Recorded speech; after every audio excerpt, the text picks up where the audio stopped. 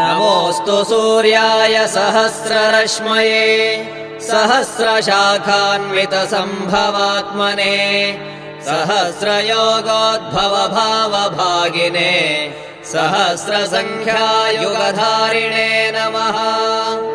यन्मण्डलम् दीप्तिकरम् विशालम् रत्नप्रभम् तीव्रमनादिरूपम् दारिद्र्यदुःखक्षयकारणम् च पुनातु माम् तत्सवितुर्वरेण्यम्।